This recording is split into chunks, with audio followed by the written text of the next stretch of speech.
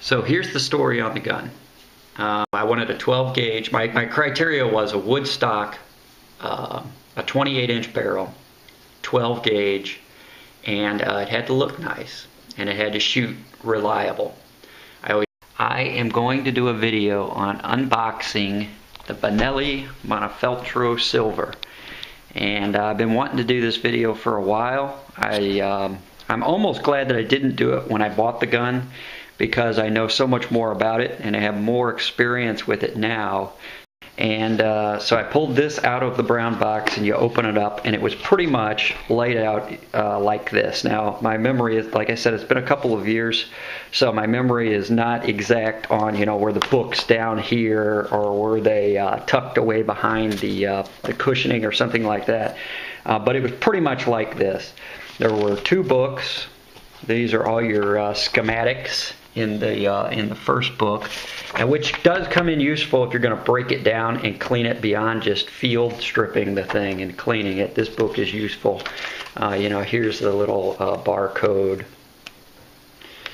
sticker. This is actually a sticker that they can stick on something, but anyway, that came with it. And then here's your instruction manual on, you know, making sure, oh, you know, make sure it's safe, make sure it's unloaded, you know, all the standard stuff you'd expect. Now, this was a useful book for when you first open this box. You can see this gun is broke down into two pieces. You have the main receiver and then the barrel part, the stock, I should say, and the barrel. And it all came in this felt cloth red bag. It looks real pretty. You can see here, you've got your choke key, a bag of shims. I'll talk about those a little bit. And then inside of this bag were all your choke tubes. So it comes in this nice, pretty bag. One of the differences between the plain Montefeltro and the Montefeltro Silver is, you'll obviously see right off the bat, you get this silver receiver with the gold inlay and the engraving. These are two pheasant on this side and a bird dog on this side. You also get a higher grade of walnut. This is what they call the double A walnut or AA walnut. I don't know a lot about wood grades, but it just looks pretty. And it just got some great grain in this wood. So if you can see just the grade of the wood, it just looks great. This gun, I just love this gun. And you know, this is one of these purchases that's been kind of rare in my life. That the more you use a product that you've bought, the better you like it. Usually, you know, interest in something wanes over time, but this is one of those few life experiences when you buy something and the more you use it, the better you like it. So anyway, you unbag the stock and the receiver, and then the barrel comes in a red felt-like material bag as well. Pull that out. And then it also came in this plastic bag. Now this is where, you know, you just spent $1,500 on a gun and you start getting nervous because you haven't put one of these together before. So you're reading the owner's manual, you know, and you're like, okay, now what am I supposed to do here? I don't want to screw this up. So hopefully this video will help you be a little more comfortable when you're unboxing your gun. But basically, you take the barrel,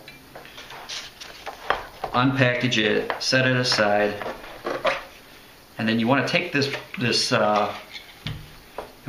bolt off the end here, unscrew this,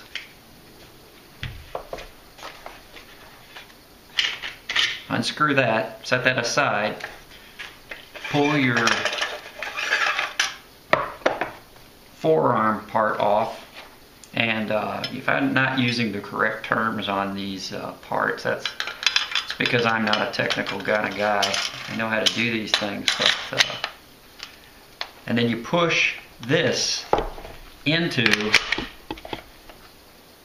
the receiver. You push the barrel into the receiver. If that gets stuck a little bit when you're doing that, and you might get stuck here, just wiggle this bolt a little bit. And if you look inside, you see how that fits together. Slide your forearm piece on, and then screw your bolt on. Now, I did another video because I about drove myself crazy on where in the world is the plug. How do you take the plug out of this thing? Well, it's right here. And I started getting a wrench, and I was about ready to start twisting on things, but there's the plug. It's an little aluminum stick here, and it just slides right in here. And you take that out, now your gun can hold 5. Make sure you put that back in though if you decide you want to go hunting, because you don't want any issues. And this bolt can be a little hard to get fully seated. You want to make sure that aluminum is up against this plastic bushing here. You want to make sure that's tight. You don't want to leave that loose, because it can cause problems and your gun will rattle and it just won't shoot the way you expect it to. So this can kind of tear up your fingers when you start getting really tight. So I usually just grab a rag. I think I have one over here. I grab a rag, put around it, and that just helps protect my fingers when I'm tightening that. The gun is together, and you know there was this little it's like a safety piece of plastic or something. This was stuck in there somewhere, and I can't remember exactly where it was stuck, but it's obvious that you'll want to remove that from wherever that was. And then you push your carrier release button. Listen to that. Is that a great sound or what? Boy, I wish I was shooting today. To get that to stay back, you push this button here. And I'm sure all these buttons have some fancy name that that I'm not aware of, but that doesn't matter. And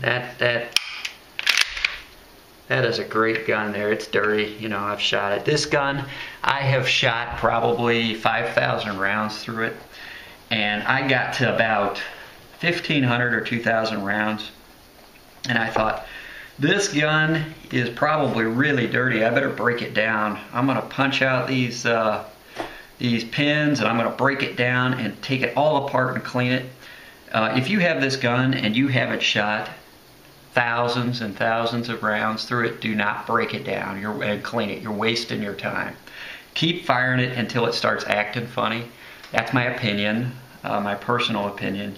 You know, other than just the basic field strip cleaning, you're wasting your time taking all this trigger assembly out and all that stuff and cleaning it, because these guns, first of all, they never misfire that I've ever had any experience with.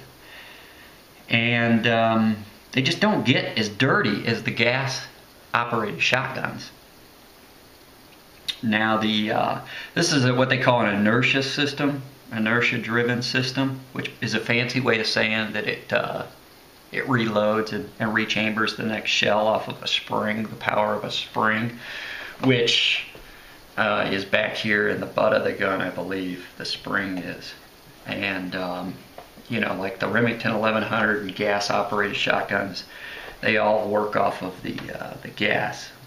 From when you fire the gun, the gas operates. The gas that comes out of the shell operates the action. This is spring driven, and it's supposed to make the thing shoot a little lighter or whatever. But this gun here does not recoil any more than my Remington 1100, and that's a 20 gauge. This gun here, I can shoot it. I typically, when I go out shoot, I shoot 200, 300 rounds maybe at one time. And yeah, I'm a little stiff the next day. My shoulder's a little stiff. I may even have some bruising if I'm wearing a t-shirt. But you know, you could shoot this thing. You could shoot 100 or 200 rounds in one setting, no problem. I love this gun. 28-inch barrel, and I'll move it down here. You got the red sight on the front. You've got a bead about halfway down the barrel to help, but when I put this up to my shoulder, this thing just lines up great. And I've shot this gun enough now. Like I said, I'm in thousands of rounds. I don't really have to aim that much. I just know where it's going, and I know where it's going to shoot.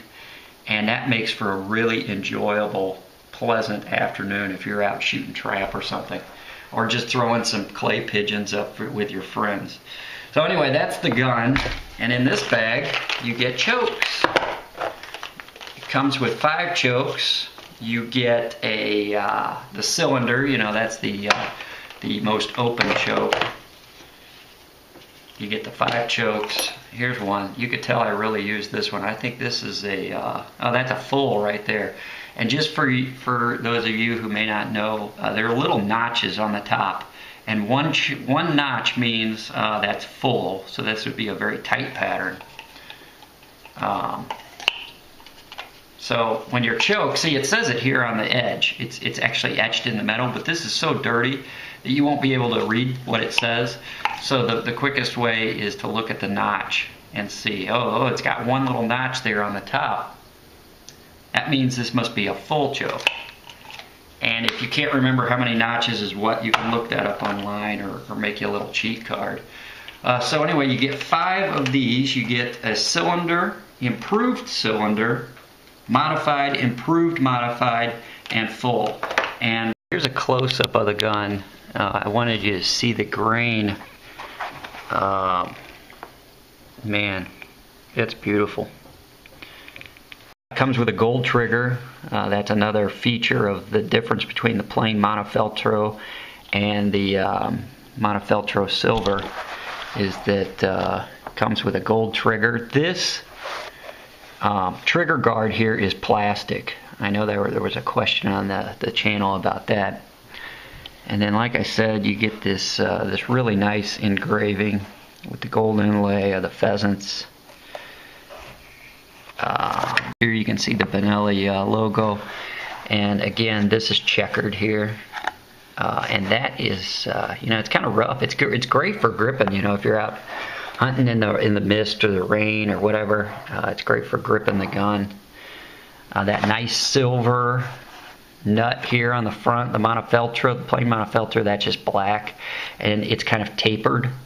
And so that's a big giveaway if you're wondering which is the Montefeltro and which is the silver, other than the silver receiver.